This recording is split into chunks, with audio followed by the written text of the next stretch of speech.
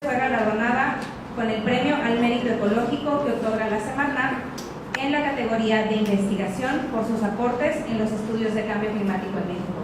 Les pido su aplauso para recibirla.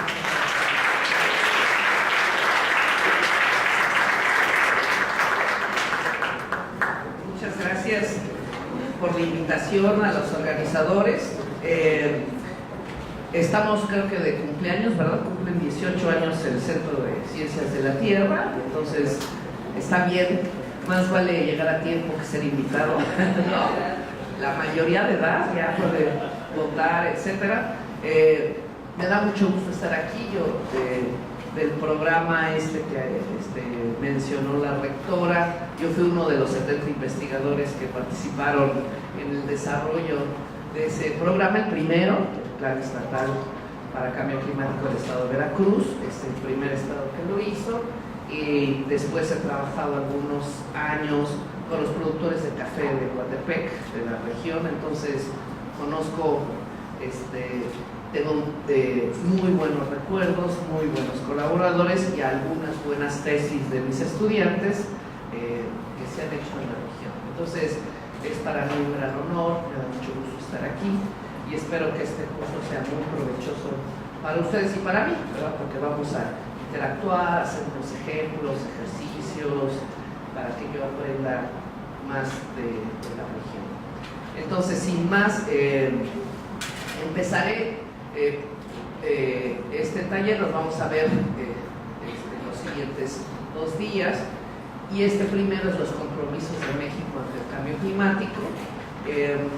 Si yo voy pidiendo así, entonces, a manera de introducción, les quiero mostrar algo de por qué es tan importante, por qué son tan importantes los estudios del cambio climático y como antecedente algunas bases científicas para ya entrar a la parte de compromisos y acuerdos internacionales.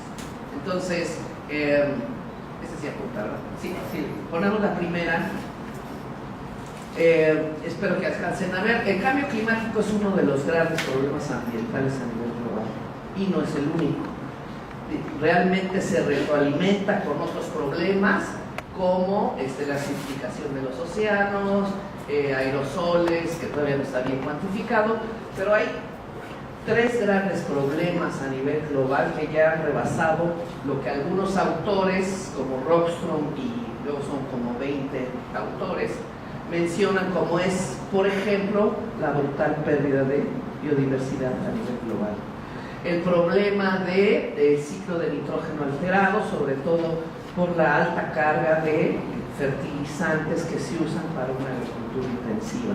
Entonces, acelerando cambio climático, se acelerará la pérdida de biodiversidad, se pierde biodiversidad, como vamos a tratar de ver en este curso, se va a acelerar cambio climático, pérdida de suelos, fertilidad de suelos, se va a acelerar pérdida de biodiversidad, cambio climático. Entonces, estos autores dicen que se están rebasando los límites planetarios. Por cierto, con la presentación, les estoy dejando a los organizadores una carpeta de referencias. Está este artículo para que puedan profundizar. Entonces, la que sigue, por favor. Esta es también gráfica de ellos y lo interesante es qué va a pasar si rebasamos esos umbrales críticos que ellos ponen de los límites planetarios. Puede haber cambios climáticos abruptos e irreversibles, porque muchas veces se piensa que esos cambios ambientales, bueno, sigue aumentando la temperatura y la cosa es lineal y así no seguiremos y de regreso no seguiremos, pero podemos pasar umbrales críticos y empezar a ver cambios irreversibles. Puse 2 ejemplos. Este es interesante porque seguimos cambiando el uso de suelo, por ejemplo, pasando ecosistemas terrestres a áreas de cultivo, y entonces la capacidad de secuestro de carbono en términos de megatoneladas por año del sistema, nos podemos estar aquí en una zona todavía incierta, pero pasando cierto umbral crítico ya no vamos de regreso. O sea, ya no vamos a decir, bueno, hay que replantar y vamos porque ya no hay suelo, porque ya no hay condiciones climáticas, por muchas razones ese proceso puede ser ya irreversible. La que sigue Es por eso que en realidad hay que estudiar clima, biodiversidad, fertilidad de suelos y otros muchos problemas de manera integrada e interdisciplinaria, ¿verdad? Ante todos estos problemas, Naciones Unidas pues tiene la Convención de Cambio Climático que vamos a tratar de esta ocasión, porque son los compromisos de México, pero también hay una Convención de Biodiversidad y hay esta Convención para el Combate a la Desertificación y la Sequía. Entonces, todos los países, particularmente México, cumplen con sus comunicaciones nacionales de esto, se cumple a nivel internacional. Pero en la medida que queremos empezar a resolver problemas a nivel subnacional o local, necesitamos a fuerzas integrar los tres factores. O sea, no va a haber un productor de café que solo les hable de clima, sin hablarles de biodiversidad, sin hablarles de suelos, y por supuesto la parte importante de los factores sociales y económicos, ¿verdad? Que vamos a ver. Le das para que salga la siguiente figurita aquí. Importante es que el panel intergubernamental de cambio climático este par de años ha estado trabajando, por ejemplo, qué le pasaría al planeta si aumentara 1.5 grados centígrados. Es un reporte especial del IPCC. Hay uno sobre un reporte que se está haciendo de cambio de uso de suelo y otro de océanos y la criosfera. Lo interesante es que para hacer estos reportes ya no solo hay expertos de clima, sino también de ecosistemas, de suelos y, muy importante, científicos sociales. O sea, es unos esfuerzos de hacer reportes integrados, ¿verdad? Por ejemplo, yo revisé la parte en este reporte especial de eventos extremos y cambio climático, que está metido en el reporte de océanos, y hay un capítulo de pesquerías, etc. Entonces,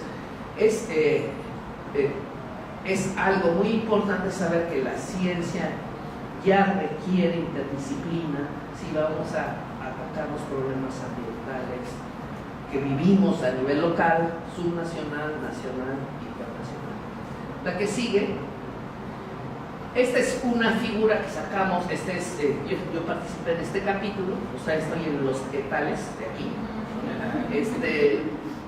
Y esta fue decir, bueno, ¿cómo podemos ilustrar cómo se encuentra el planeta y cómo es esto de los límites planetarios? Entonces, efectivamente, hay factores de estrés o forzantes, incluido el cambio climático, que están empezando a acercarnos a una zona de baja resiliencia, alta vulnerabilidad, y hay factores sociales, biológicos, etc. Esta es una alteración de la figura, porque yo puse ese es el espacio de la política. O sea, un futuro puede ser de alta resiliencia y bajo riesgo, o muy baja resiliencia y muy alto riesgo, ¿verdad? Pero estamos aquí, estamos en el espacio de la toma de decisiones, ¿verdad? Entonces es importante tomar decisiones para saber qué trayectorias vamos a seguir. Y en estos puntos de toma de decisiones, la intervención de los que hacen ciencia, ciencias sociales, ciencias físicas, ciencias biológicas, es determinante. O sea, necesitamos dar la mejor información para la mejor toma de decisiones. Entonces, nos encontramos aquí. Entonces, aunque no nos quieran escuchar, hay que decir. Si hacen esto, la trayectoria que vas a seguir es hacia acá. Que al final les voy a, no sé si en esta presentación, pero por ejemplo, Donald Trump dice, yo voy a hacer fracking y voy a sacar con la mejor ciencia, no voy a perder ni un gramo de gas o de petróleo o lo que sea, usando esa técnica de fracking, ¿verdad? De la fractura hidráulica.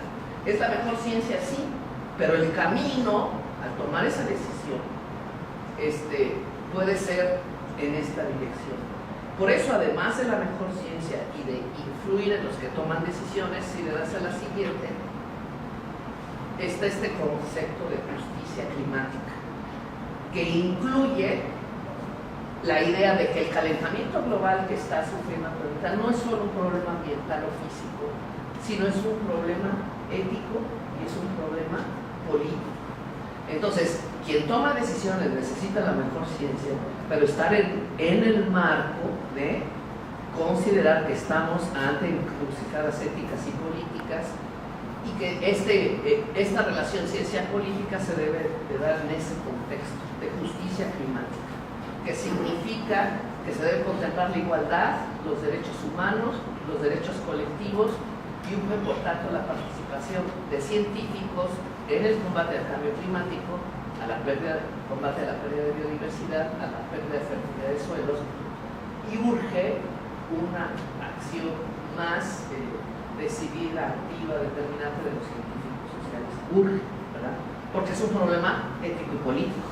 Los que venimos de la física, como es mi caso, la química, etcétera, haremos la mejor ciencia que nos toca hacer, pero necesitamos poner esto en contexto, o sea, hacerlo no solo como un problema biofísico, sino un problema de ciencias sociales.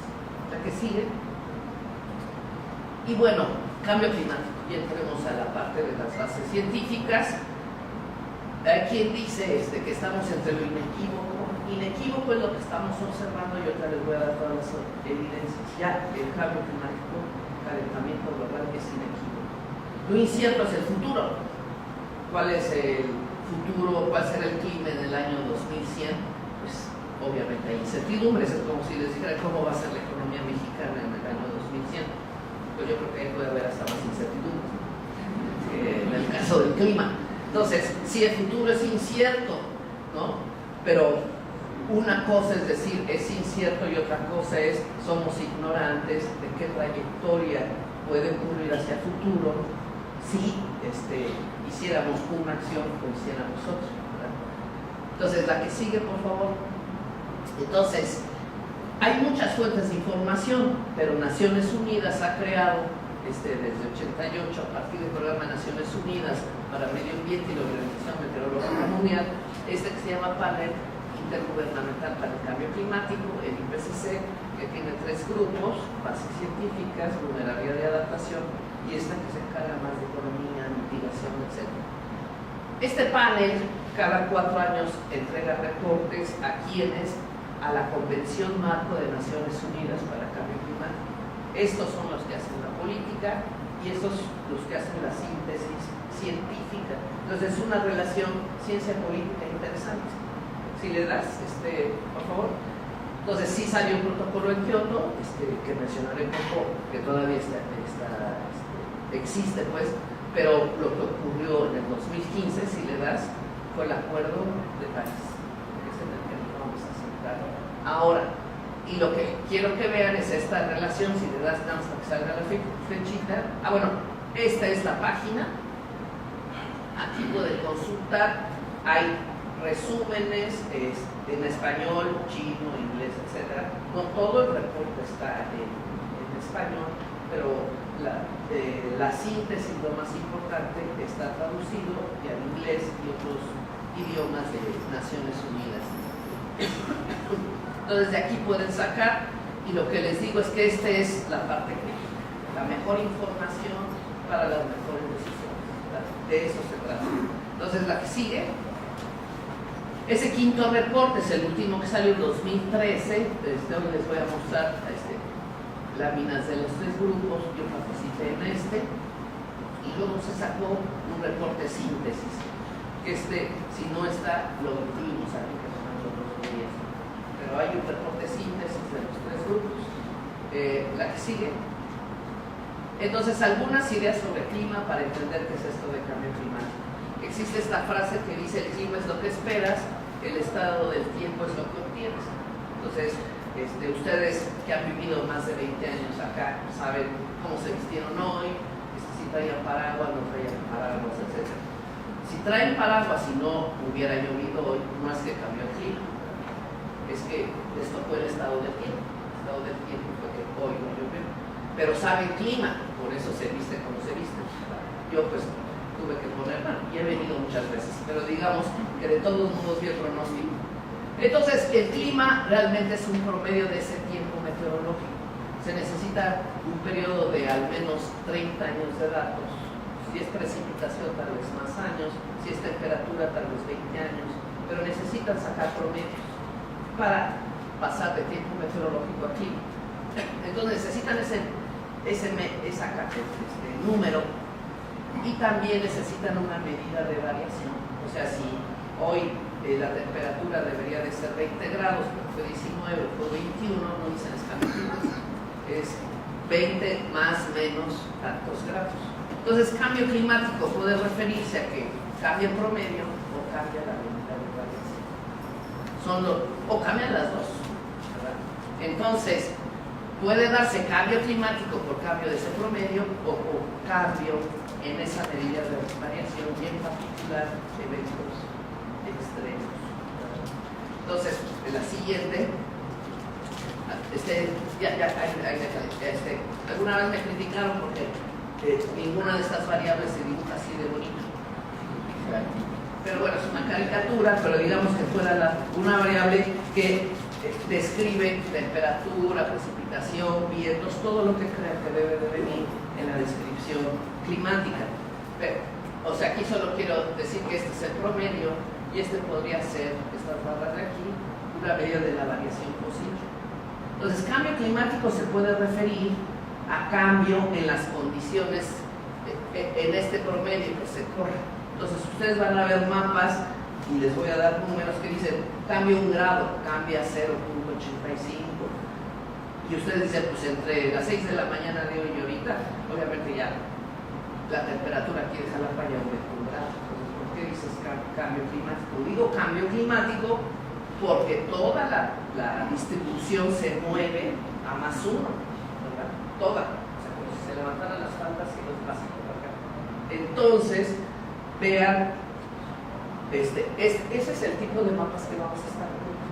Pero se está refiriendo a que son las condiciones medias de 30 años futuros, 20 años futuros, etc. Y lo interesante, por ejemplo, si fuera temperatura, si estos son eventos extremos, y yo digo,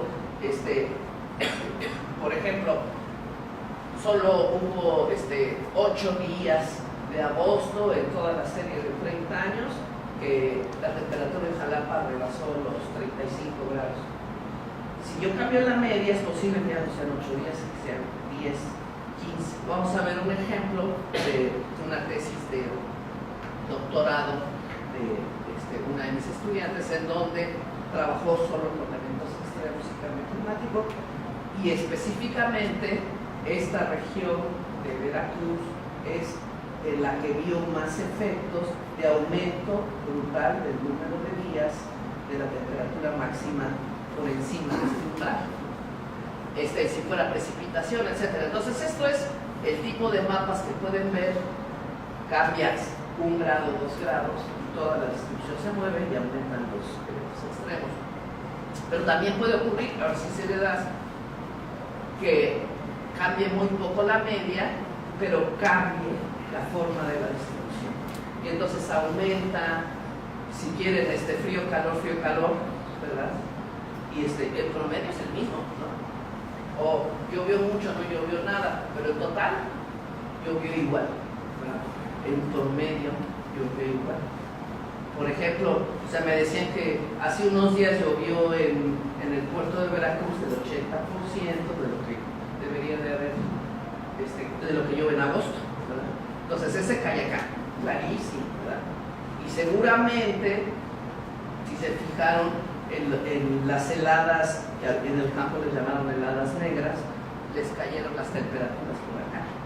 Entonces lo que puede estar pasando con un clima cambiante es que los promedios se ven que cambian muy poquito, pero los eventos extremos nos están zumbando, ¿verdad? Nos están zumbando duro. Entonces ese también puede ser un proceso de cambio climático.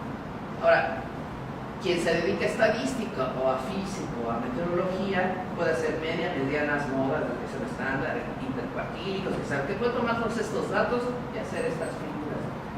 Pero si le das, si yo vuelvo a hacerme la pregunta, ¿esto rebasará umbrales críticos? Yo necesito saber de quién. O sea, digamos que yo describo la pedrada, pero del sapo no sé nada. Porque ya ven que dependiendo del sapo es la pedrada. Entonces yo les puedo describir la pedrada, les doy los datos, les hago toda la estadística, pero necesito saber si hay impactos negativos. Si le das, necesito científicos de muchas disciplinas. Un agrónomo va a decir, no, mira, no me pasa nada, porque nosotros nos dejamos al normal. Y otro me dice, no, nos va pésimo porque nos dejamos a Rosales, ¿verdad? pero yo no sé ni de rosales ni de nopales. O sea, entonces necesito expertos en agua, expertos en biodiversidad, se necesita trabajo interdisciplinario para entrar a este tipo de problemas. Yo necesito proporcionar de manera útil esta información para que entre allá un estudio de impactos, vulnerabilidad y adaptación, que es el tema que sigue en el curso, ¿verdad? ¿La que sigue? Entonces, en síntesis, el calentamiento es inequívoco.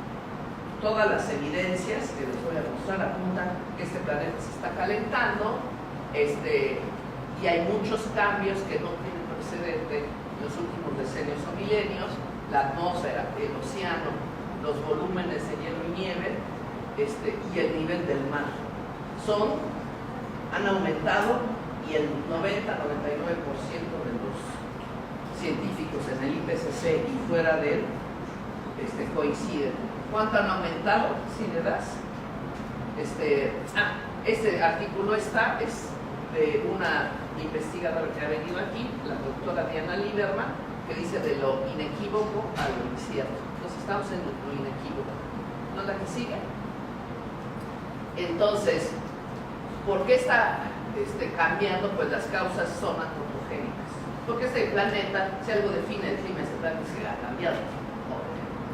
Quien estudia la historia del clima en este planeta sabe. Pero las causas que les estoy mostrando son antropogénicas. 75% se puede asociar, 3/4 partes del problema es quemar combustibles fósiles. Y este es muy importante: 25% por el cambio de uso del suelo, sobre todo por procesos de pérdida de vegetación. Pero las dos causas son fundamentales. Y esto está haciendo que cambiemos la composición de nuestra atmósfera. Nos estamos inventando un nuevo planeta. Hasta el 2005, desde 1750, aumentamos este gas de efecto invernadero, dióxido de carbono, aumentamos el metano, que ya la rectora mencionó, es muy activo, mucho más activo que el dióxido de carbono. Se ha aumentado 148%, dióxidos de nitrógeno en esta cantidad. Entonces, sí, la que sigue. Este es un trabajo que hicieron, estos dibujos lo hicieron los niños en Nuevo León. El libro más bonito que he hecho, seguramente el menos popular, pero más bonito, porque ellos hicieron varios talleres y los niños dibujaron lo que entendían de los problemas ambientales, etc. Entonces está bonito. Este es emisiones de gases de efecto invernadero y esta es pérdida de vegetación. Pero son los dos efectos: 75-25, o 3/4 partes, etc. Entonces, la que sigue. Y estos son los que más lo hacen. China en primerísimo lugar, ¿verdad? Estados Unidos, Unión Europea, etc. Entonces, en esta lámina, que seguramente alcanzan a ver poco, pero viene cuánto, por ciento, 25.4% del problema lo genera China, 14.4% Estados Unidos, pero si ven las toneladas por persona, pues 8.1 es China y 19.9 Estados Unidos. O sea, se necesitan más de 2 chinos para emitir lo que emite un estadounidense. Y es interesante porque en el Acuerdo de París, a qué se comprometió China, Estados Unidos, nosotros somos 1.4, 1.3 del problema, y nos comprometimos a esto: reducir 25% de nuestras emisiones con respecto a la trayectoria que ya llevamos, con respecto a la tendencia que llevamos, dividiendo, hacerlo con nuestros recursos y haciendo con recursos internacionales, ¿verdad? Que se llaman condicionados y no condicionados. Eso lo vamos a ver. La que sigue. Entonces, ¿hay eventos naturales que afectan al clima? Sí. Cambios en la distribución del sol, se nos apaga, ya se acaba la discusión. Siempre este seminario, porque eso sí que va a cambiar el clima. Cambios en las cantidades de gases de efecto invernadero, sí. Hay evidencias de hace 160.000 años o más de cómo era la composición atmosférica y cómo era la temperatura. Cambio de uso de suelo, ya mencionamos. La que sigue. Los eventos de niño a la niña, que aquí se lo sabe muy bien. erupciones volcánicas, etc. Estos forzantes, o sea, ustedes saben que, los que saben meteorología, si les dicen en 15 días va a llover en Jalapa, van a decir, no, pues ¿cómo que haces un pronóstico meteorológico 15 días, a 20 días, a 30? Y nosotros estamos haciendo proyecciones climáticas a 10, 20, 30 años. ¿Por qué? Porque tengo los forzantes. Yo pongo este forzante de niño y niña y ya sé en octubre que la primavera no va a llover. Es decir, ay, oye, bueno, pues sí. Digo, no va a llover en general en este país, es un evento de niños, ¿verdad? Entonces, igual yo sé las cantidades de gases de efecto invernadero, puedo en los modelos climáticos y porque me sé la historia del clima, más o menos, en este planeta, qué es lo que va a pasar con esas cantidades de gases de efecto invernadero. Entonces, si sé los forzantes, me da capacidad de hacer proyecciones climáticas, no de estado del tiempo, sino climáticas. La que sigue. Básicamente, bueno, esto también mencionó la rectora, el efecto invernadero, radiación solar, se calienta la superficie, océano, continente, etcétera, se calienta, emite, entonces esta radiación depende de la temperatura del Sol, esta radiación depende de la temperatura del planeta, ¿verdad? Entonces, en lugar de que se escape todo ese calor al espacio, hay gases de efecto invernadero que remiten hacia superficie y atmósfera y la calientan, ¿verdad? Y es transferencia de radiación.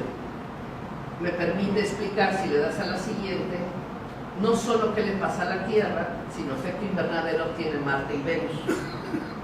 Entonces, sabemos la temperatura de Marte y Venus no porque no sabemos. Hayamos llegado ahí, hayamos medido la temperatura de superficie y tal, la sabemos porque sabemos su composición atmosférica y sabemos efecto invernadero. Entonces, a Marte, estos tres planetas además prácticamente son como hermanos, surgieron al mismo tiempo y entonces sabemos su composición atmosférica y Marte, su efecto invernadero, esa es la temperatura que veríamos como si estuviéramos viendo a Marte desde el espacio, pero en superficie tiene menos 55, o sea que el efecto invernadero le aporta, ¿como cuántos grados? En lugar de menos 56, menos 55 daría como 200, ¿cuánto da? ¿Cuánto se les hace? Entre menos 56 y menos 55. ¿Cuánto les aporta? Pues uno, pues sí, tienes razón, nada más uno. A la Tierra, el efecto invernadero, o sea, si no tuviéramos gases de efecto invernadero, el planeta en su superficie tendría menos 18. Pero gracias al efecto invernadero, este planeta tiene 16, y entonces el efecto invernadero le aporta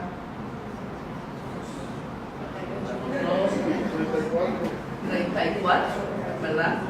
Entonces, el efecto invernadero es fundamental para la vida en este planeta. Por eso su composición es nitrógeno y oxígeno. La vida ayudó a este cambio de composición y gracias a este cambio de composición, la temperatura, bueno, se dio la vida y la temperatura del planeta es ideal para la vida, ideal, ¿verdad? Y Venus, pues la pobrecita, en lugar de tener menos 41 por la cantidad de radiación que le llega por su composición atmosférica, en lugar de tener menos 41 tiene más 474 grados centígrados. Decimos en un texto que les voy a dar, decimos es un efecto invernadero desbocado. Y claro, si nosotros nos dedicamos a aumentar los gases de efecto invernadero en este planeta, pues estamos en el camino de acelerar y calentar este planeta. O sea, esto es importante porque son bases físicas. O sea, no es vamos a discutir políticamente si existe el efecto invernadero. Es saber balance de radiación, composición, cuánto llega a su superficie, cuál es su atmósfera, y entonces calculamos y sabemos, porque estos gases se emiten y desde la Tierra sabemos cuál es la composición atmosférica, cuál es el efecto invernadero. Entonces, el efecto invernadero, 1, existe, 2, produce esto que están viendo aquí, ¿no? Entonces, la que sigue. Entonces, ¿qué procesos están ocurriendo? Está ocurriendo que se están emitiendo gases, no los podemos secuestrar porque nos estamos cargando la vegetación, se emite y aumentan las concentraciones. Eso está forzando al sistema y está haciendo que se caliente. Un planeta caliente va a producir cambio climático global. Entonces, ese es como en términos de síntesis de qué es lo que está pasando y hacia dónde apuntan las evidencias. La que sigue. Entonces, hay cambios observados. Ha aumentado el dióxido de carbono 40% ya para el 2011 con respecto a mí. Es como decía la revolución industrial, ¿no?, que inició, pero 40%, si se fijan en esta gráfica. Los océanos absorben lo que pueden y absorben porque están llenos de vida, todas las algas marinas, etcétera, proceso de fotosíntesis, ¿no? Pero al estar absorbiendo dióxido de carbono se están acidificando, está aumentando el pH, entonces, disminuyendo el pH. Entonces, hace lo que puede, pero no puede con todo. Esos son consenso de la... Y todos los números apuntan para acá. La que sigue. Tal vez leyeron en el periódico que este año, en mayo, de Mauna Loa, nos subieron esta figurita así, se rompió un nuevo récord, ya estamos en 411.25 partes por millón, y el año pasado ya habíamos alcanzado las 409.65. Cuando yo hice mi tesis de maestría decía, pues concentración de dióxido de carbono, y le voy a poner 350. Ahora no lo hice hace tanto tiempo, no fue en el Pleistoceno,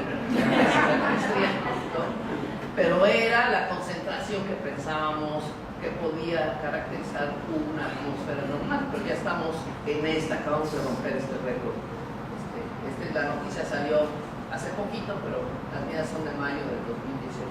La que sigue, esta la vamos a ver con detalle en los otros temas del curso, pero es importante que vean que el dióxido de carbono, que China se puede portar muy mal, que Estados Unidos, pero hay circulación atmosférica. Entonces esos gases, el dióxido de carbono, se distribuyen en cosa de días, de una región a otra.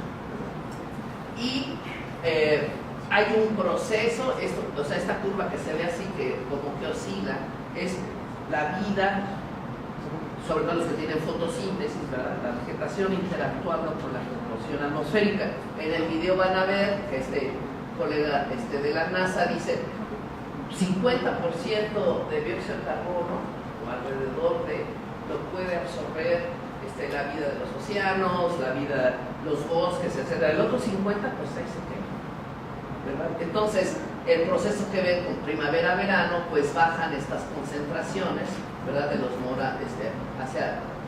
a disminuir, pero también en otoño-invierno, monóxido de carbono. Entonces, lo pueden producir, se puede producir en diferentes regiones, pero se va a transportar. Entonces, esta lo vamos a ver con detalle cuando veamos estos procesos. Pero pueden acceder aquí. Ya desde ahorita, si desde ahorita les dan la presentación, que creo que es gratis, quién sabe. Pero si les dan la presentación ya pueden acceder a esta. De cualquier manera la vamos a ver en vivo y en directo. Por cierto, sí tenemos red, ¿verdad?, para ver. Bueno, perfecto. Entonces, la que sigue. Entonces, lo inequívoco es que ha aumentado la temperatura. ¿Cuánto? 0.85. O sea, ¿se acuerdan de la campanita? ¿Verdad? Entonces, ya se movió 0.85 y ese es el clima normal de este planeta. 0.85 grados más con respecto a lo que a 1800, ese es el periodo, de 1850 a 2012. Entonces ha aumentado, y las últimas 3 décadas, yo creo que esta que se va a contabilizar también ya rompió récord, pero estos son los últimos 3 escaloncitos de más caliente. La que sigue. Y esta sería la temperatura en 1884, digamos, globalmente 0.85. Ahora, ¿dónde más, dónde menos y cómo ha cambiado? Pueden acceder aquí y verán con respecto a 2012. Entonces, si le das aquí para que veamos el video. A ver si nos sale. Si no,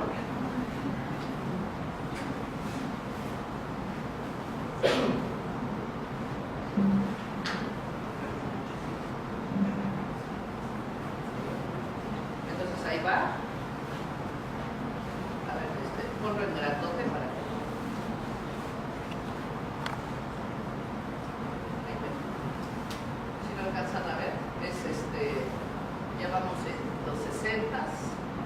Si se fijan, hay varios fríos, calientes, etc. O sea, no es el promedio global del 0.85. Ahí estamos en los 2000. Entonces, claramente, ya esto es 1900, 15, 20.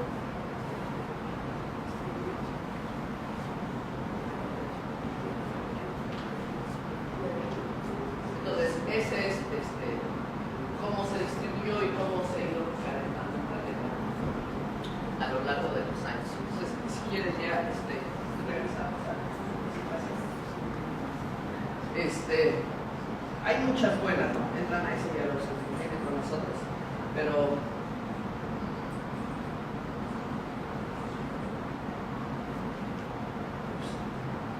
nos metieron unos anuncios. No, si quieres, cierra, y con eso ya te permite. Ahí está.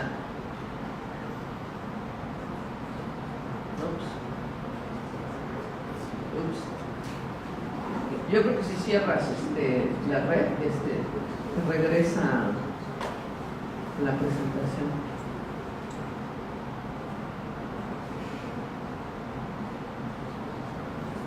Bueno, para repasar,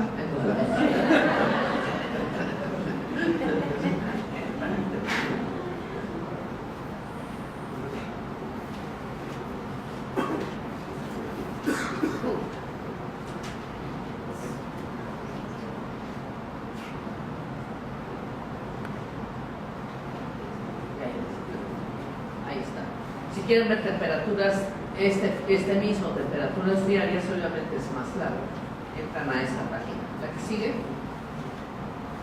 También inequívoco, ya decíamos, la temperatura, inequívoco la pérdida de hielo y nieve, sobre todo en el Ártico, y el aumento del nivel del mar. Si las despegas todos estos números, ha aumentado 19 centímetros de 1901 a 2010. Entonces, si le das a la siguiente para ver con más detalle, la que sigue, esta es la pérdida en el Ártico. Hay que decir que se están agarrando del chongo Rusia, Estados Unidos y los países del norte de Europa por esto, porque ¿de quién son los recursos que quedan si se van todos los años? ¿De quién va a ser el petróleo? ¿Verdad? Entonces ya está la British Petroleum ahí dándole servicio a Rusia, etcétera, etcétera. Entonces a nosotros nos preocupan los osos polares que si se mueren y que se ahogan y tal, y ellos dicen no, pero no hay tanto, no es exceso, pero ya están decidiendo a quiénes les van, quién es propietario de los recursos que están allá abajo. Entonces no es un problema menor. Entonces, si nos aguanta el sistema, vemos ahorita esta, por favor, para que vean. ¿Sí? Esta de los glaciares.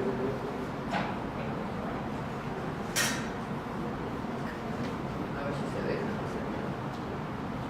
Si no, ya las ven después con calma.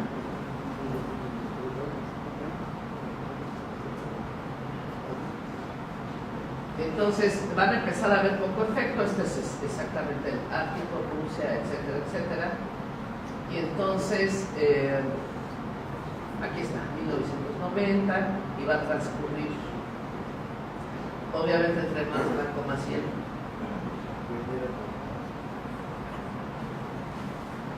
los 90, pues se ve, aquí están los meses, enero, febrero, marzo.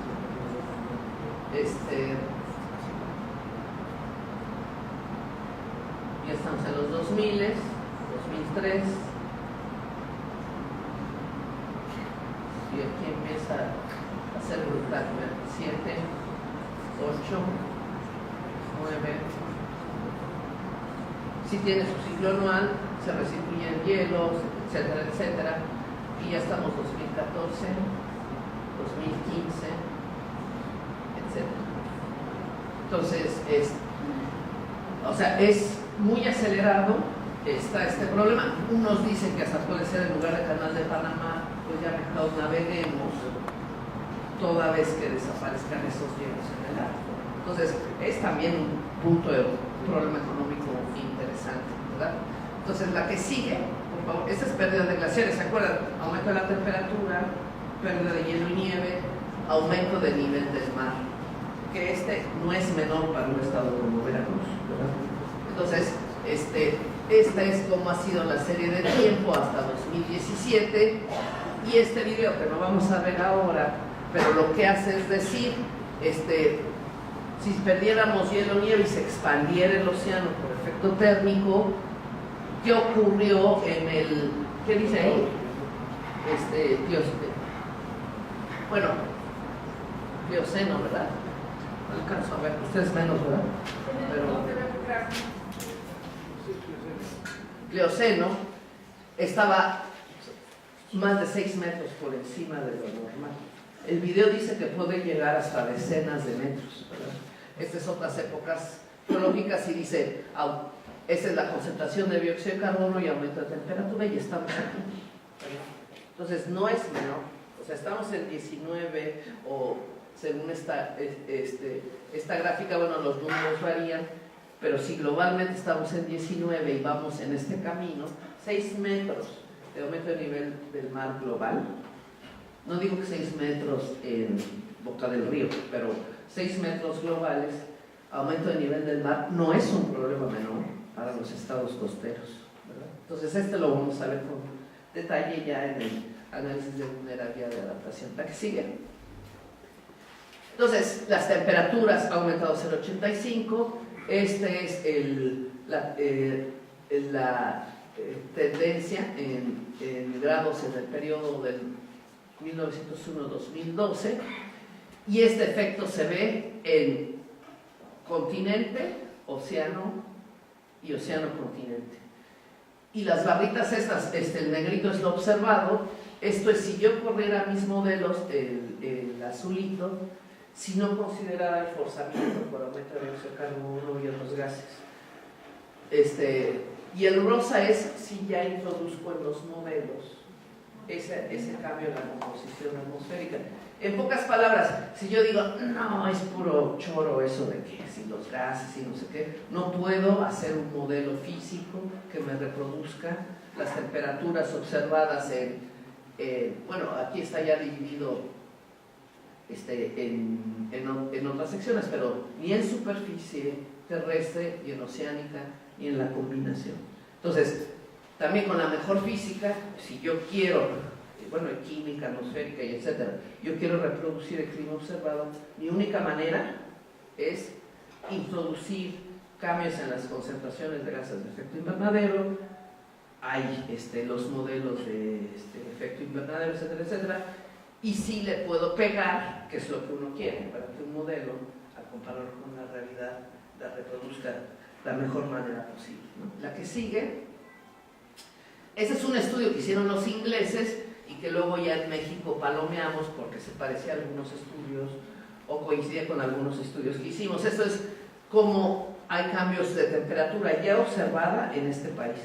Entonces, esta es la escala, ¿verdad? Entre el mar rojo va de 0.05, 0.25, 1 grado, y los puntitos aquí es cuando es estadísticamente significativo. Entonces, la verdad es que los ingleses hicieron el estudio, nos lo mandaron, nosotros revisamos y dijimos, bueno, nosotros cuando nosotros éramos INEC, ahora ellos hicieron, porque yo ya no estoy ahí, pero cuando hicimos las revisiones de diciembre, enero, febrero, junio, julio y agosto.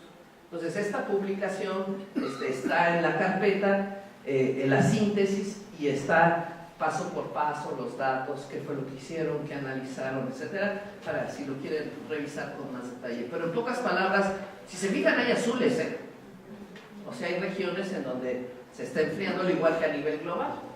En pocas palabras, también calentamiento global no significa que en todos los puntos del planeta está aumentando la temperatura. Puede haber cambios no significativos, puede haber cambios negativos y puede haber cambios que rebasen el 0.85. Lo vieron a nivel global en el Ártico. Ahí la temperatura sí regresa, ¿sí? Nada más para verla. O sea, aquí ya las temperaturas están por encima del... O sea, esta ya es el 1, y estos morados ya están arriba del 1.75, 2.5. Entonces, es importante hacer los estudios regionales de cambios observados, es muy importante. ¿Dónde se ha calentado más Veracruz? ¿Dónde no puedo decir nada? Etcétera. Hay ya algunas tesis de maestría, hay expertos aquí, está Jorge Luis, está Toño, ¿verdad Toño? Rosy, bueno, los colegas de la facultad, los colegas del Centro de Ciencias de la Tierra. Hay capacidad en Veracruz para hacer este tipo de estudios. ¿Qué ha pasado con la temperatura, precipitación? Y es muy importante saberlo para saber impactos observados, ¿verdad? ¿Qué ha pasado con la lluvia, con la temperatura? No en todos los estados hay estas capacidades que tienen aquí, ¿verdad? Entonces, es muy importante. Yo tuve algunos estudiantes egresados de aquí, hicieron algunos análisis en esa dirección, pero tenían las capacidades generadas aquí, ¿verdad? Para entrar en este asunto. Bueno, la que sigue, que esa ya la vimos, la que sigue, esta es precipitación. Esta sí, no tengo datos tan detallados como la anterior, pero es cierto que tenemos regiones que ha aumentado y regiones que ha disminuido la precipitación observada. Esto es observado. Y hay lluvias torrenciales, también han aumentado la precipitación, y las lluvias torrenciales han aumentado. ¿La que sigue? Los eventos extremos. O sea, ¿se acuerdan de las colitas, verdad? O sea, la distribución, y eran estas de... Entonces, desde 1950 a nivel global se ha visto que han disminuido el número de días y noches frías, ha aumentado días y noches calientes, ondas de calor han aumentado, precipitaciones extremas, sobre todo en Norteamérica y Europa, ciclones tropicales han aumentado, sobre todo Atlántico Norte, desde 1970. ¿verdad? Esto es panel intergubernamental, o sea que les toca. Y las sequías son difíciles de analizar, entonces hay baja confianza para poder decir algo, o por lo menos en el reporte anterior. ¿La que sigue? Estos son eventos meteorológicos, creo que son los 100, están también en el capítulo de, creo que es Norteamérica, eventos meteorológicos significativos, y bueno, no alcanzan a ver, pero los colorcitos es café, sequía, incendios forestales, inundación, huracanes, tormentas severas y tormentas de invierno. Entonces, si se fijan en nuestras costas, pues nos tocan huracanes. También acá. Unas regiones de sequía, etcétera. Entonces, si tomáramos los 100 y los raqueáramos, están ahí, ¿verdad? Entonces, nosotros tenemos ese como problema. Y si le das a la siguiente, se hacen estudios pérdidas económicas, ¿verdad? Entonces, fuera de los sismos, que creo que son los primeros, los otros eventos meteorológicos, hidrológicos y climatológicos, como ondas de calor y tal. Entonces, son los verdes, que digamos que es azul, y café, ¿no? Entonces, y estas son en billones de dólares, las pérdidas entre 1900 y 2016. ¿A quiénes les puede preocupar? Bueno, además de los que viven y los que manejan por su presupuesto, si le das a la siguiente, a las aseguradoras, ¿verdad? Digo, yo no le vendería a nadie aquí un seguro contra huracanes. No, digo, no es cierto. Pero, bueno, en la Ciudad de México ya no quieren vender seguros para los sismos. Quien sufrió el sismo del 19 de septiembre y fue a pedir un seguro y dijo, no, ya no te doy nada. ¿Por qué? Porque estás en zona sísmica. Entonces, ellas fueron las primeras que en Estados Unidos se opusieron a que Estados Unidos no le entrara al cambio climático. Desde Bush padre, Bush hijo, y etcétera, etcétera. Dicen, oye, no, sí que estúdiale, porque yo quiero saber si esto va a seguir siendo negocio o no. Entonces, si se fijan, grandes pérdidas por fenómenos hidrometeorológicos, aquí estamos. La que sigue, impactos globales observados, o sea, aumenta la temperatura, pérdida de hielo y nieve, aumento del nivel del mar. Hay aumento o cambio de eventos extremos. Y hay impactos también observados, documentados en recursos hídricos por la pérdida de hielo y nieve, y afectan la cantidad y calidad de agua, y la confiabilidad del panel intergubernamental es media, ¿verdad? La que sigue, confiabilidad alta, biodiversidad, ¿verdad? Se afectan especies terrestres, marinas, las continentales, costeras, porque cambian su distribución geográfica, cambian sus patrones de migración, cambian su composición poblacional y cambia su interacción con otras especies en respuesta al cambio climático. O sea, hay especies en las que podemos detectar cambio de clima. ¿Por qué? Porque subieron la montaña, el mosquito primero, por poner un ejemplo, ¿verdad? La que sigue, y seguridad alimentaria. Hay impactos negativos por el cambio observado. Este no es ningún modelo, proyección y tal, ¿verdad? Y hay alta confiabilidad de que los negativos son mayores que los positivos, ¿verdad? En muchas regiones. La que sigue, por ejemplo, esta es la síntesis de estudios entre 60 y 2013 de los 4 cultivos más importantes, trigo, soya, arroz y maíz, en regiones tropicales y templadas. Y entonces, estos son los estudios que se pudieron recopilar, está aquí en este capítulo, y en general impactos negativos. Hay algunos positivos, porque tanto Canadá, Estados Unidos, como los países como Argentina, Uruguay, dicen, si aumentara la temperatura se va a ampliar mi territorio, ahí donde había hielo, claro. Lástima que ahí donde había hielo también pueden ir las plagas, el permafrost que ya se mencionó aquí, etcétera, etcétera. O sea, no hay que ser poetas tan alegres, pero si es un modelo, puede que no se pueda, yo no puedo meter plagas en el modelo, nada más digo, el cinturón de cereales de Estados Unidos dicen, se amplía, pues sí, porque con mis modelos lo calculo y puede ser, ¿no?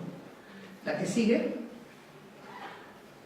Entonces, dadas todas estas evidencias que el panel intergubernamental recopiló, grupo 1, 2 y 3, de cambios observados, de impactos observados, etc. En París, 2015, finalmente se sacó el Acuerdo de París, bueno, una decisión y un acuerdo, y los países llevaron sus compromisos nacionalmente determinados. Entonces, ya voy a entrar al Acuerdo de París, pero se dan cuenta, paso de la parte esta que yo decía de ciencia y PCC a la parte de la conferencia de las partes, la política. Entonces, con esa información, ¿qué política se hizo? ¿No? Entonces, la que sigue es conferencia de las partes. Partes son países. Entonces, la conferencia de las partes es el órgano supremo de Naciones Unidas para el Cambio Climático y se reúne cada año para negociar en función de la mejor información y de las fuerzas y todo lo que es política, relaciones internacionales, que es un terreno ajeno. Realmente quienes participamos en la delegación mexicana pues aprendimos mucho de que no sabemos nada, ¿verdad? De eso de que si el artículo dice y esa palabra no se usa y todas esas cosas que para nosotros son extrañísimas. Cuando yo decía cambio climático abrupto, por ejemplo, a mí me dijeron que México no introduzca un lenguaje nuevo. Dije, cambio climático abrupto, pues, ¿en qué planeta está? Porque digo, todos hemos visto que si los dinosaurios y no sé qué, digo, por más lejos que uno esté de la ciencia, ha habido cambios climáticos abruptos. Pero en términos de negociación, esa palabra no existe. ese término no existe. Entonces me dice, bueno, pues entonces, ¿qué se puede decir? La que sigue, ¿cuál es la estructura del acuerdo? Eso viene en la carpeta que les entregué. Van a ver un preámbulo, que son las buenas intenciones. Yo le llamo a la sección de come frutas y verduras, porque ahí está todo. La Pachamama, quién sabe qué, y todo lo que no implica ni dinero, ni hacer talleres, ni generación de... son como los principios generales, a nadie se les negó, y ahora está muy bonito, en realidad. Pero lo que viene aquí no decanta sobre todo la parte de financiamiento ni transparencia. Luego están las decisiones, este órgano se reunió y no sé qué, y luego ya en un anexo, justo el Acuerdo de París. ¿Cuáles son las dos acciones que hay que hacer para combatir cambio climático? Mitigar, que en términos de cambio climático significa bajar emisiones, eso es mitigar, y adaptarse, que es adaptación, o aumentar nuestras capacidades para enfrentar lo que ya está cambiando del clima actualmente y lo que puede cambiar a futuro, ¿verdad? También tecnología, qué tecnologías se usan para mitigar, adaptar, y cómo va a ser esa transferencia o no tecnológica. Generación de capacidades, o sea, si me faltan sobre todo los países en vías de desarrollo, cómo se van a generar esas capacidades. Financiamiento y transparencia, porque nosotros podemos decir, no, los chinos pueden decir, no emito tanto.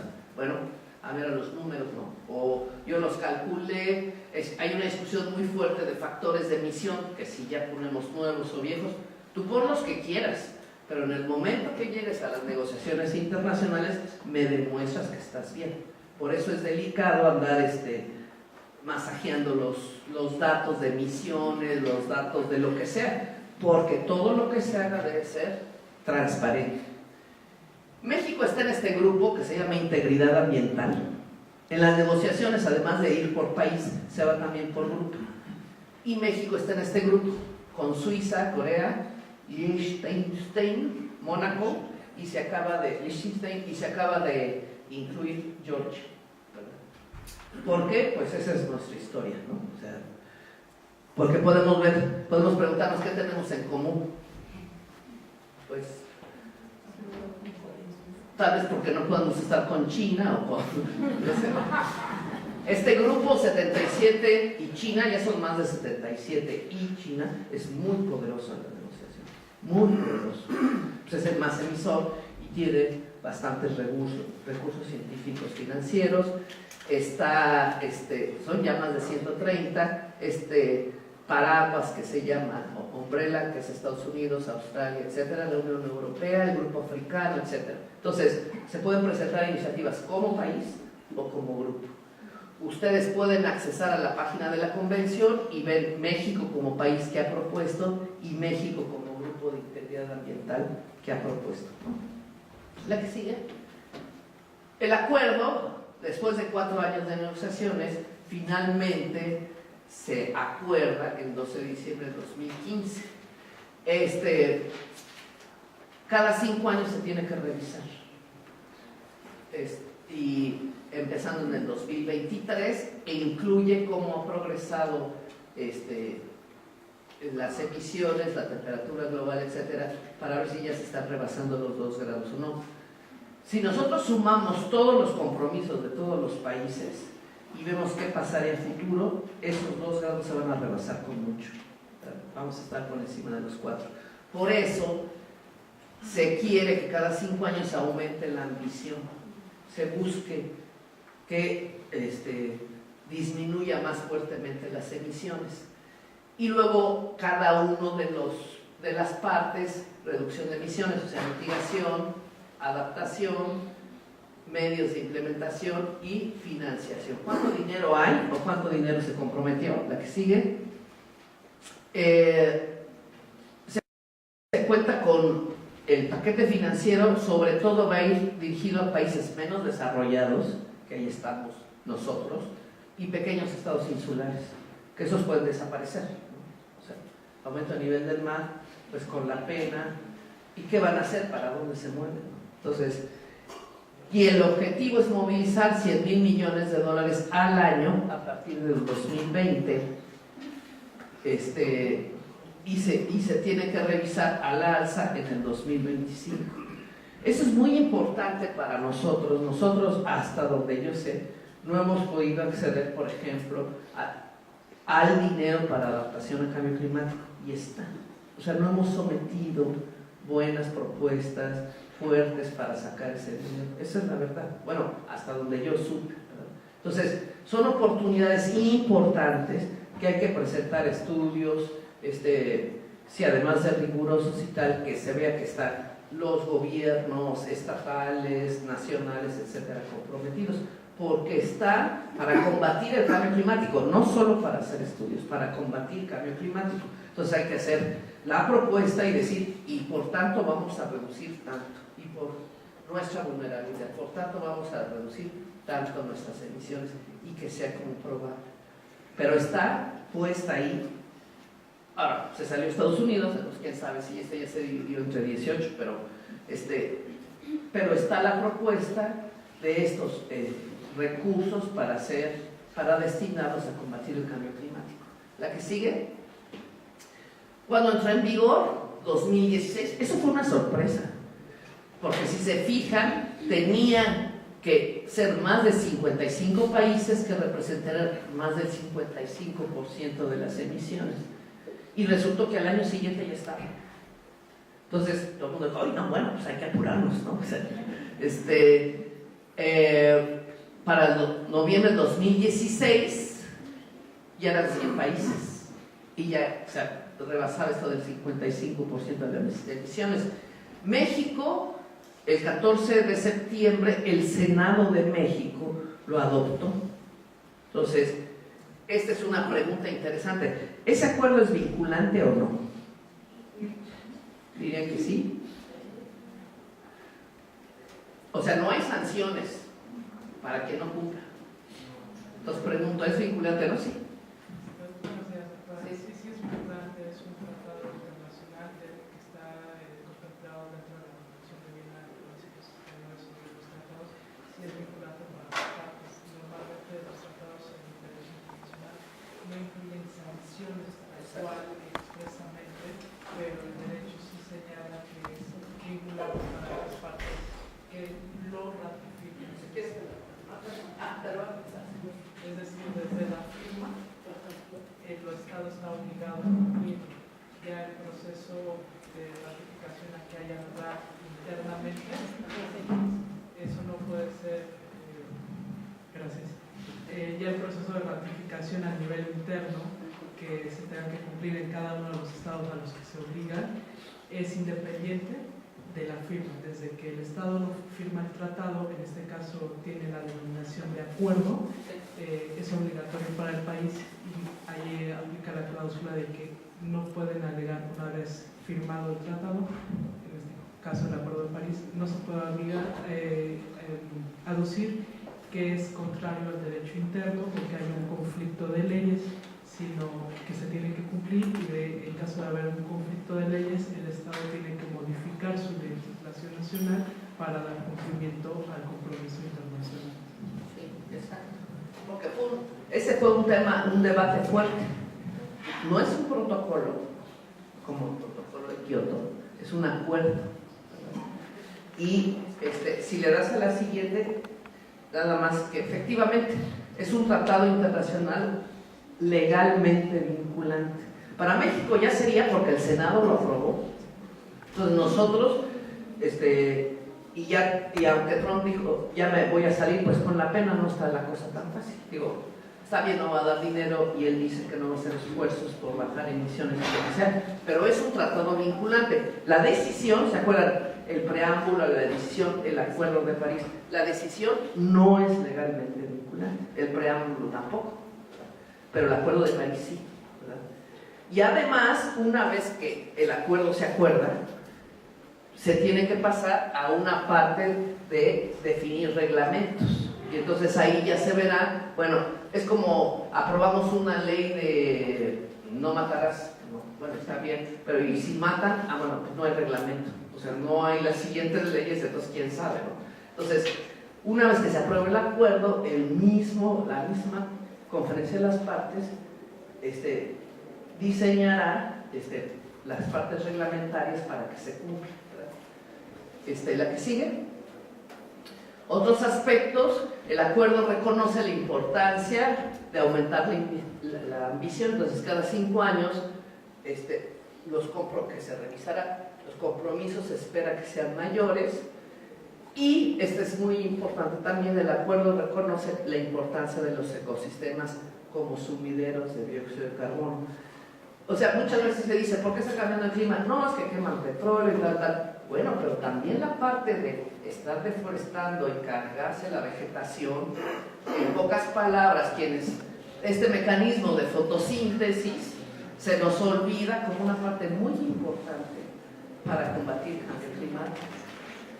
Y países megadiversos y estados megadiversos como Veracruz podrán bajar o no la gasolina, lo que quieran, está bien, hay que participar en eso, pero no podemos seguir perdiendo nuestra cubierta vegetal. En primer lugar, porque no nos conviene. Entonces, nuestro recurso para nuestro bienestar, etcétera, pero también si queremos sumarnos a eso, podemos decir, ya detuvimos y aumentamos nuestra cubierta vegetal y estamos combatiendo cambio climático. Y hay una sección en lo que vamos a ver, adaptación basada en ecosistemas. Y no es que agarremos al ecosistema y le digamos adáptate, no, es que mis acciones de adaptación cuidan el ecosistema. Eso es adaptación basada en ecosistemas. ¿La que sigue? Y entonces México sometió contribución nacionalmente determinada. Nadie nos dijo, ¿verdad? Nosotros dijimos, nosotros como país, esto es lo que ponemos en la mesa en el 2015. Y incluye adaptación. Al principio, cuando los países estaban redactando, decían solo mitigación. O sea, recuerdo que algunos colegas norteamericanos nos decían, no, nosotros no vamos a meter adaptación. Y cuando yo les pregunté, es que solo vamos a meter lo relevante. En las discusiones antes del acuerdo yo decía, o sea, van a meter enfoque de género. Se quedaron todos así como son políticos, no vieron ni un músculo, ¿no? Pero en realidad, al principio era, no metas adaptación. Ellos sometieron su compromiso nacionalmente determinado y luego pusieron un anexo. Hay que decir que toda América Latina puso adaptación. O sea, lo incluye. La que sigue, esta es como la historia. O sea, México traía ya una historia de qué meter en su NDC. Desde 2012, antes de este sexenio que estaba la ley, la estrategia nacional, el programa especial de cambio climático, que ahí son, creo que 15 secretarías que están comprometidas para, y tienen dinero para combatir cambio climático hasta llegar acá, ¿verdad? Lo interesante es que una vez hecho el Acuerdo de París, ya hay iniciativas para cambiar la ley, porque nosotros ya firmamos el acuerdo, tenemos compromisos, entonces tenemos que regresar y transformar la ley de cambio climático, que se está debatiendo en el Senado, Cámara de Diputados, digo rapidito, pero creo que no van a acabar, entonces esperemos al nuevo sexenio, pero eso es lo que va a ocurrir. Y por tanto todos los otros instrumentos. La que sigue, hablando de adaptación, se discutió que si adaptación era una visión o una meta. La posición de nosotros y los países en vías de desarrollo es que sí una meta, no una visión. Pero en el momento que se acepta que es una meta, entonces dime dónde vas y qué indicadores tienes, etcétera, etcétera. O sea, trae toda una carga de decir cómo vas a monitorear y evaluar que vas en el camino de tu meta de adaptación. Y ese es un problema de investigación abierto, ¿verdad? Todos los países están diciendo hay que medirlo así, hay que poner estos indicadores, etcétera. Es un reto global y nosotros propusimos y no quedó que explícitamente se hablara de adaptación basada en ecosistemas, pero sí dice proteger a las personas, sus formas de vida y los ecosistemas. Entonces lo dimos por bueno, pero nos hubiera gustado que quedara el ABE, la adaptación basada en ecosistemas, ¿no? La que sigue. Esta fue muy polémica porque decían con mitigar y ya no necesitas adaptar. Pues por lo que les mencioné al principio, si nosotros seguimos degradando vegetación, suelos, etcétera, ya aunque digas, no, ya bueno, ahora sí ya voy a reforestar, con la pena ya te metiste en un proceso irreversible. Entonces quedó, independientemente de los niveles de mitigación, hay que impulsar la adaptación. Y nosotros decíamos que debe haber sinergias positivas, mitigación, adaptación. Reforestas, bajas dióxido de carbono, pero no me hagas mitigación si no observas adaptación, ¿verdad? La que sigue. Es la adaptación, perspectiva de género, ¿verdad? Quedó explícitamente una perspectiva de género en las acciones de adaptación. Nosotros proponíamos también que se consideraran derechos humanos y esa se perdió. O sea, si ustedes ven la sección de adaptación, no habla de derechos humanos. Derechos humanos subió a frutas y verduras, ¿verdad? Al preámbulo, pero no quedó en ninguno de las secciones del Acuerdo de París de Derechos Humanos. Que al final estábamos solos, por razones que desconozco, porque no sé ni negociaciones internacionales, ni derecho internacional, nos lo quitaron, pero perspectiva de género se ganó, ¿verdad? O sea, en la negociación previa que fue Perú, México fue declarado el campeón de perspectiva de género. O sea, no es sensible, porque es una interna, puede ser sensible a los asuntos de género, sensible.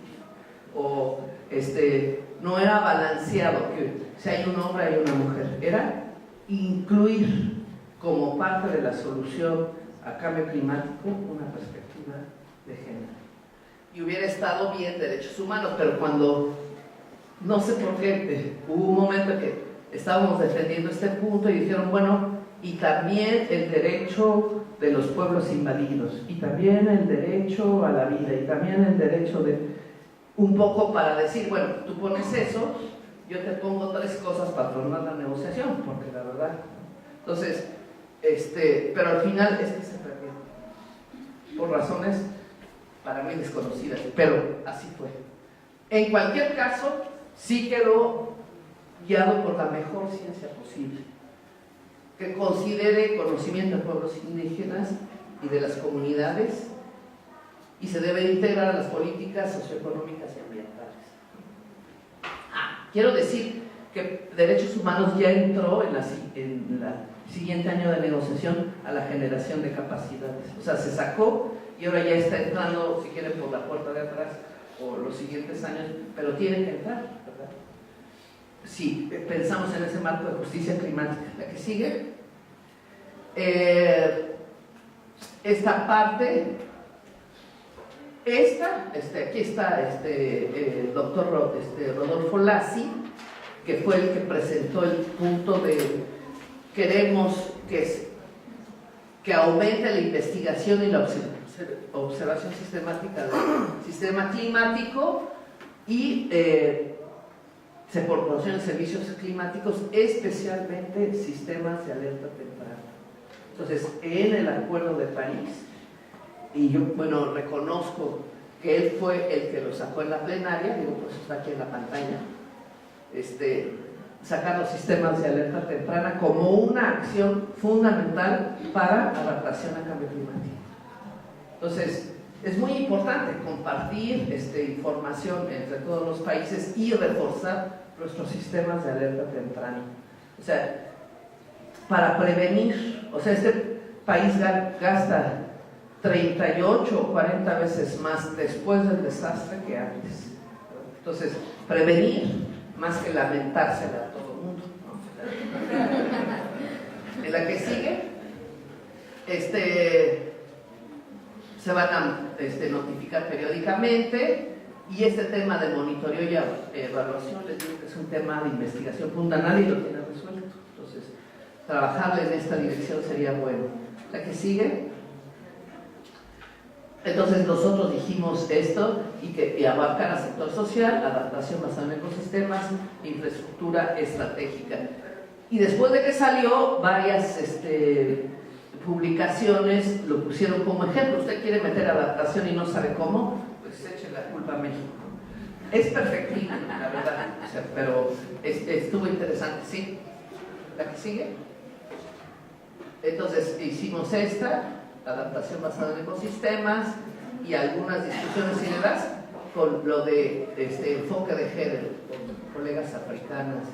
Estuvimos discutiendo cómo hacerlo, que tampoco está claro. O sea, una cosa es decirlo y otra cosa es hacerlo. La que sigue. Trabajamos con la gente de mujeres, y si le das a la siguiente, tratamos de mapear dónde están las más vulnerables, dónde las menos vulnerables ante el cambio climático y por qué. Porque necesitamos espacio-tiempo, o sea, siempre eran vulnerables, se volvieron vulnerables. Digo, la verdad es que es un estudio basado en agricultura, pero después nos enfocamos en la parte de mujeres indígenas, mujeres mayores de edad, mujeres tal, y dónde estaban y cómo podía ser. No acabamos el estudio, o sea, quien lo quiera hacer está súper bienvenido. La que sigue. En mitigación, bueno, ya les mencioné, si le das, que estamos en este lugar de 13, 14 lugar a nivel global. La que sigue. Se incluyó como país en el inventario de emisiones también las emisiones de carbono negro. Ese no es un gas, es una partícula, pero contribuye al calentamiento. Entonces se vio esa también fue una discusión fuerte con los otros países, pero quedó. La que sigue. La que sigue, por favor.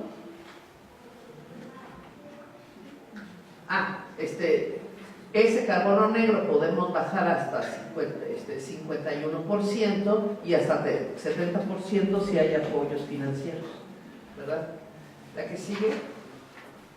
Y ya de los gases de efecto invernadero, 22% por recursos propios y acciones propias y hasta 36% por recursos externos. La que sigue. Y esa es la que les decía, esta es la tendencia y nosotros bajaríamos para el 2020 hasta 30%. ¿Y cómo sería nuestra transición a energías limpias? Obviamente con el nuevo gobierno y las reformas energéticas esto va a cambiar, ¿verdad? O sea, va a haber cambios en los números de esto, necesariamente, ¿verdad? Porque ya va a haber una política energética diferente a la que sigue. Entonces se trata de reducir las emisiones directas de dióxido de carbono y se trata de reducir las partículas negras de hollín, o sea, el carbono negro. ¿Aquí sigue? Por tanto, queremos crecer económicamente, pero desacoplando la quema de combustibles fósiles con el crecimiento económico. Eso quiere decir desacoplamiento. ¿Aquí sigue? En el caso de adaptación, les decía, temas transversales, igualdad de género y derechos humanos. Estas son el sector social, adaptación basada en ecosistemas y la infraestructura estratégica. Y se pusieron algunos compromisos específicos que ahorita vemos. Incluye lo que incluye el Acuerdo de París, generación de capacidades, transferencia, y nosotros pusimos innovación tecnológica. O sea, no solo queremos que nos transfieran, sino también entra la innovación y financiamiento. Un poco era decir, si le das, queremos aprender haciendo, porque nuestras acciones de adaptación deben ser específicas y por tanto la capacidad adaptativa, la tecnología, etcétera, también tiene que ser, la generación de capacidades, perdón, y la tecnología también tiene que ser específica. La que sigue. El componente de adaptación, como les decía, tiene el sector social y esto, tenemos que incrementar los recursos financieros para la prevención y la contra la atención de desastres. O sea, si el niño avaro y quién sabe qué, bueno, muchos dichos dicen, mejor prevenir, ¿verdad?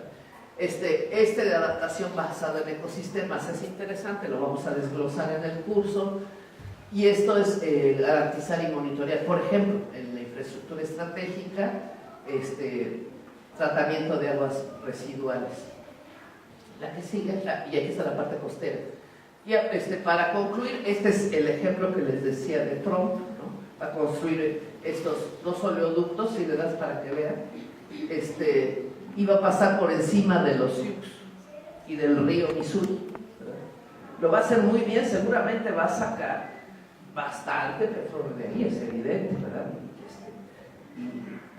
Y gas. Pero el problema es que está por encima de los derechos de estos pueblos originarios, ¿no? Entonces, y si le das, entonces él, bueno, ya saben, se salió del Acuerdo de París, pero antes ya había revocado la norma que decía no contaminen los ríos con derechos de minería, ya hay que cancelar ese plan de energía limpia, esta declaración está comprometida en la eliminación de políticas nocivas e innecesarias, como el plan de acción climática de los Estados Unidos. O sea, es belicoso, ¿verdad? El tema del cambio climático. Y ya las dos últimas si le das, reducir el presupuesto para la ciencia y despedir a los científicos dedicados a la ciencia. Eso es fuerte. Y también fuerte para nosotros, porque si leen de Antonio Lascano, hace el análisis de cómo muchos de nuestros estudiantes van a hacer posgrado allá, ¿verdad? O regresan y son investigadores aquí. Entonces, ¿cómo nos pega la formación de recursos humanos en ciencia por esta decisión de vamos a reducir, limitar, bloquear los estudios en cambio climático? Entonces, en síntesis, hay bases científicas, hay una negociación en marcha y hay, creo, un criterio que es que dije, justicia climática, con la que se puede hacer análisis de los resultados, de las medidas, de los compromisos, ¿no? Entonces, la que sigue, y es todo. Muchas gracias.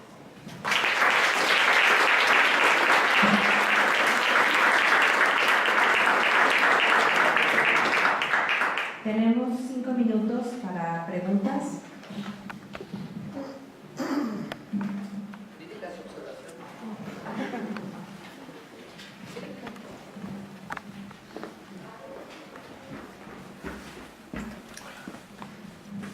Hola, ¿qué tal? Buenos días. Soy Alejandro de la Madrid, presidente de la Fundación Salvemos el Agua.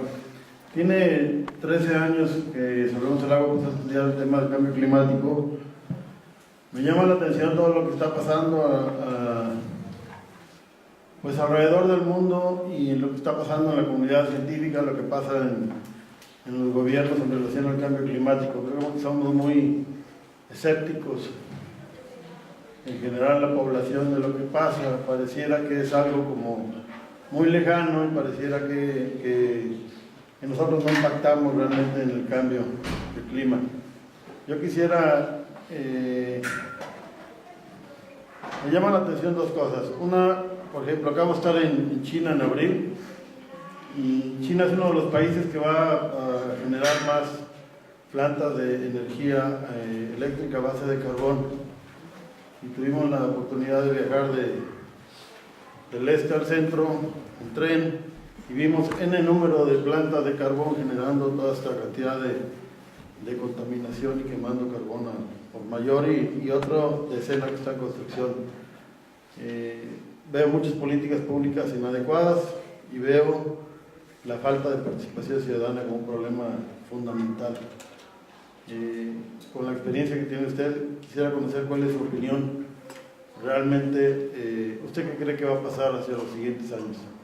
¿Seremos capaces de enfrentar este problema con toda esa investigación o nos va a alcanzar enfrentando graves problemas, principalmente en las zonas costeras, con todos los efectos y fenómenos meteorológicos adversos que cada vez son más devastadores.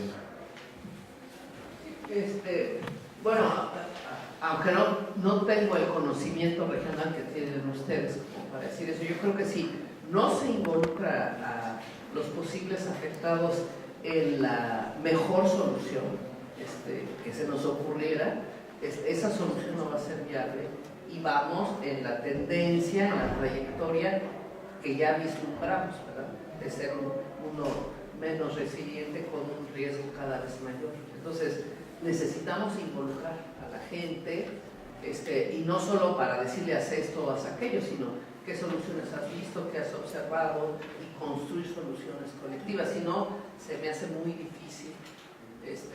Vamos a seguir documentando y alguien tendrá que llegar y ponerle al hilo, ya esto ya se acabó, en fin, ¿no? Porque ya no vamos a estar ni nuestros recursos, ni nosotros mismos, etcétera, etcétera. Entonces yo creo que es fundamental involucrar a la gente joven, involucrar a los científicos jóvenes con una visión un poco más amplia que solo su tema y empezar a construir estas redes de conocimiento, de conocimiento local, etc. Eso es lo que yo creo. Gracias. ¿Alguna otra pregunta? Bueno, pues si no tenemos más preguntas, vamos a darle un aplauso a la persona.